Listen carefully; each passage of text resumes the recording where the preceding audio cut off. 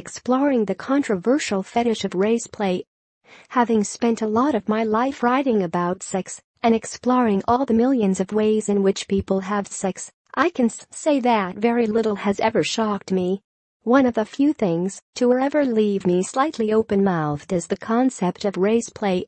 For the uninitiated, race play is a subset of BDSM, where the focus of the imbalance in the role play stems from the races of the people in question.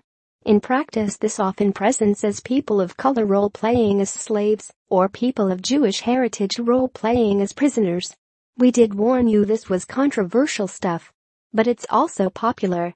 On the kinky dating site and forum FetLife, the fetish has hundreds of groups dedicated to it, and thousands of users who openly subscribe to being a fan. Yet even in the fetish scene, where most things are fair game, race play is controversial. Sophia, 34, told Metro.co.uk that she felt ostracized on the fetish scene. I have friends who are open about doing rape play or age play, but race play is a hard limit. I feel like I'm not even allowed to talk about it, like it's somehow this line we're not allowed to cross. As a Jewish woman, I do feel ashamed of the types of role play I enjoy, but I can't help it. It's something that is deeply ingrained in me. Race play is a complicated and confusing area. The idea that someone might reenact genuine traumas that their ancestors experienced, but for sexual gratification, is a confusing one to anyone who isn't that way inclined. My stance on sex and sexuality is always, and will always be, that what you do in your bedroom is no one's business but your own. As long as it's consensual, why would anyone need to have any kind of opinion on your sexual fantasies? In my experience, BDSM can be a way of working out some issues. Having been called bossy, argumentative and controlling for my entire life, thanks for that, society, I found that being sexually submissive helped to soothe the concern that maybe I was all of those things. I talked to Master Dominic, a professional dominant and sexual education expert, about this complicated but compelling area of fetish, specifically why people enjoy it. It's always hard to definitively explain why people are into something specific, he tells Metro.co.uk. Everyone has their own spin on it. The taboo nature of it is certainly a big aspect, but that can come from a few different places.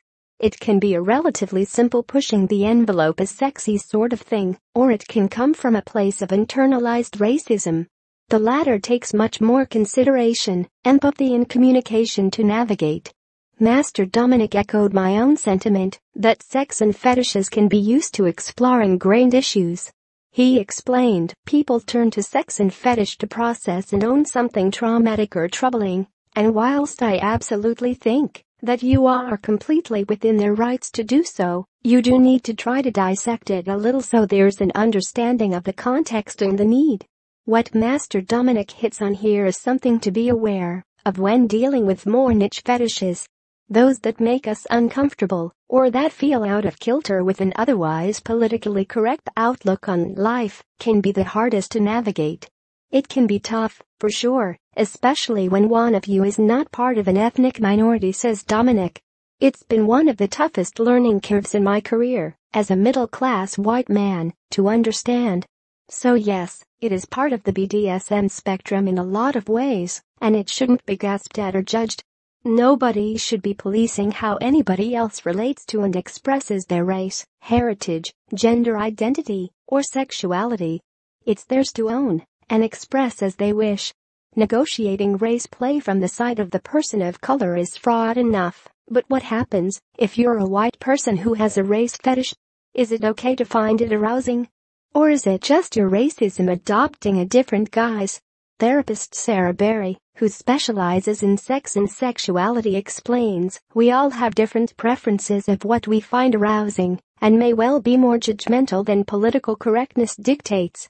For example, hair color, height, weight, salary. If someone only goes for a certain race, it could be part of this. Or it could be that someone has ideas based around stereotypes, or that person being perceived as more exotic. If someone is having a hookup or relationship, and is finding it hard to have these stereotypes challenged, then this could be troubling. I think, As with many things, it is nuanced and complicated, certainly not a black and white issue. It's important, if you do exhibit this tendency, to be challenged or to